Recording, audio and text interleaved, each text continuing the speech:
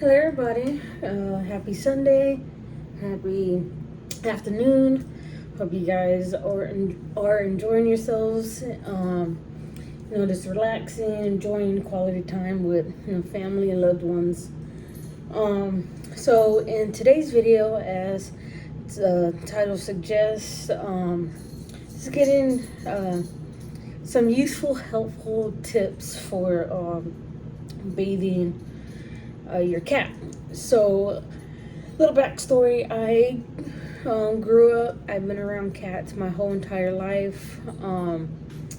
But as far as owning a cat on my own, really starting from scratch, basically, because it's been a couple years since we've had a cat. So basically, having Toothless, having having to pretty much relearn everything. It's been a challenge, but at the same time, a learning experience. You learn what works and what doesn't work. So in today's video, like I said, it'll be helpful tips on when you have to give your cat a bath. So what I have learned primarily through just Googling, trial and error type of things, is pretty much first tip is just get everything ready beforehand, before you actually give your cat a bath. So by that, before I even get Toothless and I start giving him a bath, first thing first is I always get the towel that I use to dry him off afterwards, and his cat shampoo. So the one that I use is it's extra gentle hairball control. It has been useful. I know that he's still considered a kitten. He's still a baby. That hairball hasn't really been an issue. But the reason why I had gotten this one, like I said, when he gets older, kind of helps with that issue.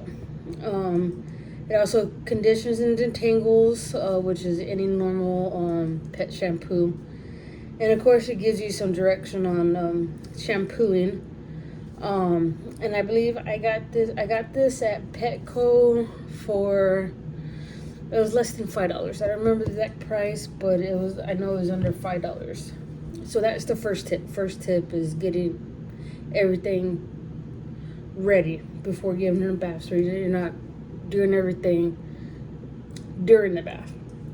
Second tip I would give, and I think is the most important, is setting the temperature of the water. Like you don't want it too cold. You don't want it too hot.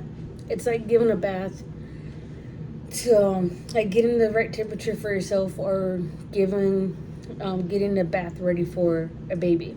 You want the water in that right spot, so it's not too hot, it's not too cold. Third is making sure that you're not, for lack of better words, you're not too rough. You want to be as gentle, because your cats probably, especially if they're younger, if they're kittens, I've seen it a lot in adult cats as well, but primarily in kittens, is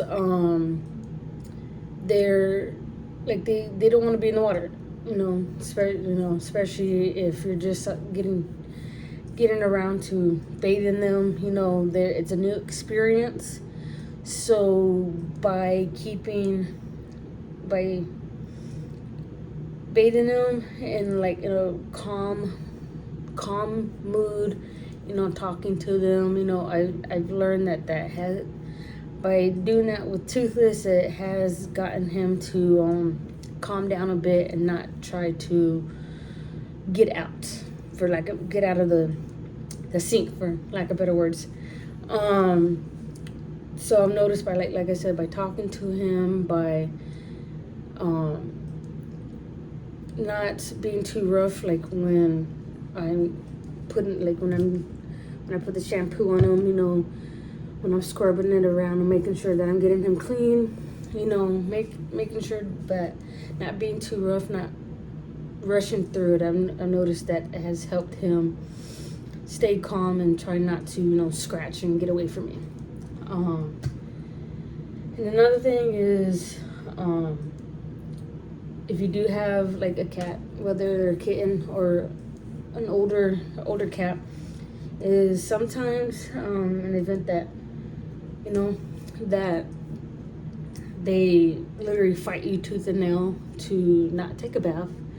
Notice sometimes clearing out the area, whether you give them a bath in your in the tub or in the sink, whichever you prefer. I prefer using a sink just so, because I'm standing up and I'm not bearing all my weight on like my knees and stuff like that.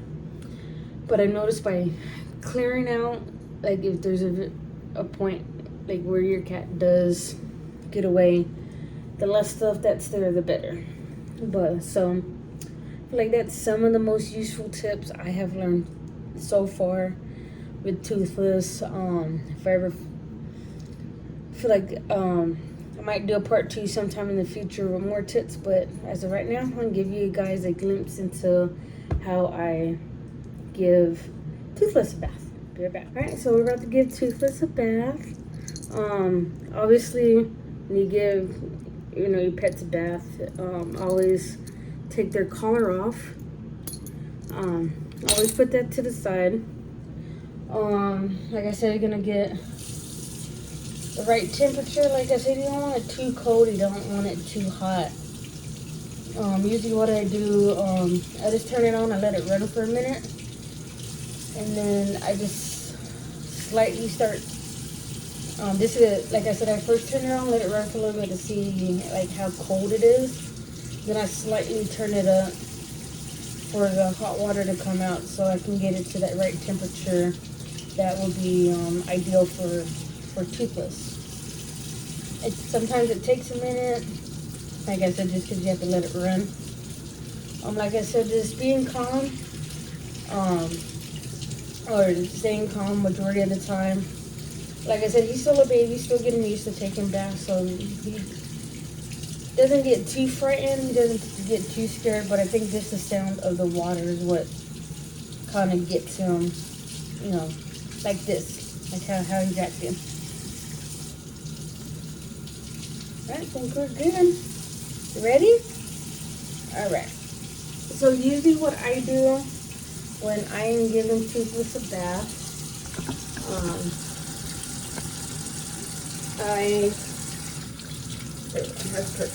usually what I do is I hold onto his front paws. Not too tight, but I keep control of his front paws so that he doesn't fight me.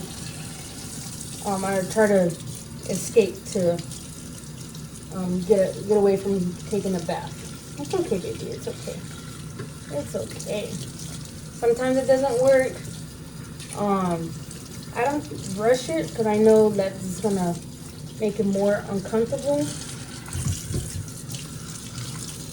And another reason why I like to give him a bath in the sink is because I have the hose. So if he starts to act like this, I can just use the hose. And obviously you don't want to get water into the head area. So usually what I do is I just get my hand wet. Okay, okay, it's okay. You're okay.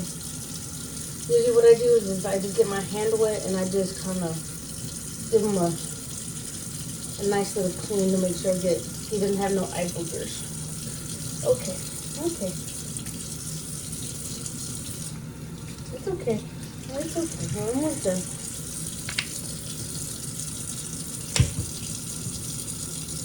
Sometimes he gets like this to where I just have to hold him by like his chest area. And I notice sometimes that helps too in controlling him so that he doesn't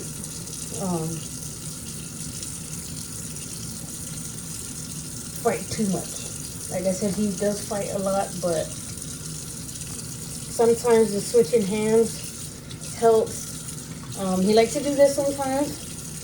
Sometimes I like to call him Spider Cat. But like I said, I'm not too rough. I'm not rushing it.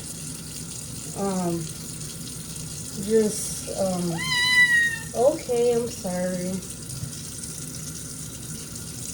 I don't think he likes me talking about him getting his baths. Alright, sorry I had to cut that video short. But we're just done giving Toothless a bath. So next what I like to do is squeeze as much water as I can off of him so that when I towel dry him doesn't take as long. So next what I do is I get my towel and I just wrap him up just like you would do a baby, like so. And usually what I do is I spend a good minute or two on each part of his body. So like right now, just trying to dry as much as I possibly can, like his chest and stomach area, his sides, his back, his legs, and his tail. He does fight me on this part as well because he, like most cat animals, not just cats, but you know, they primarily want to lick themselves. But with Toothless, like I said, today, I don't know what it was. He wasn't having it today. So like I said, I try to spend a good while on each part of his body to make sure that I have him, majority of him is dry. I don't sit here and like completely dry him out,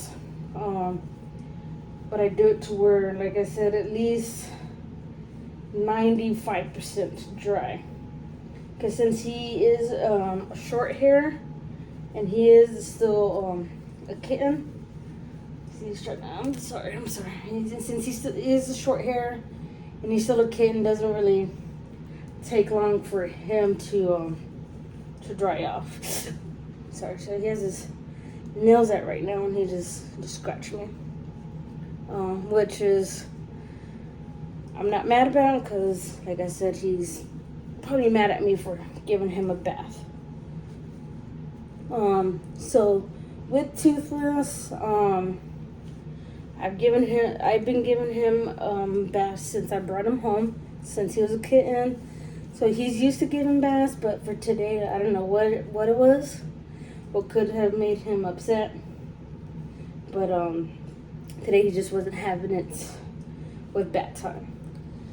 So usually with me, since Toothless is 100% an indoor cat, he obviously does not get dirty a lot, so I keep his bath times to once a week. So every Saturday or Sunday, depending on what my schedule looks like, I will give him a bath. Usually from start to finish, it doesn't really last that long. You really don't have to do a whole lot when it comes to giving pets baths. So, like I said, he's still wet on his legs area, but for the most part, he is pretty much dry. So usually what I do, I don't put his collar on right away. I wait. Sorry about that. All right, you're free to go. I usually wait about no more than an hour, about an hour on average. I wait until I can visually see that he is completely dry, and then I put his collar back on. This way, like it gives him time to kind of, like I said, to clean himself, or dry himself in his own way. Plus, it gives him to me, it gives them a break from having the collar on 24/7. So by leaving it off for about an hour, for one day, it's not gonna hurt them. But with that is my video today. I hope you guys enjoyed. If you have any more tips, comment them down below. And as always, I hope you guys enjoyed this video. I hope you guys enjoy the rest of your day. And as always, see you guys next week and take care of yourselves. Bye.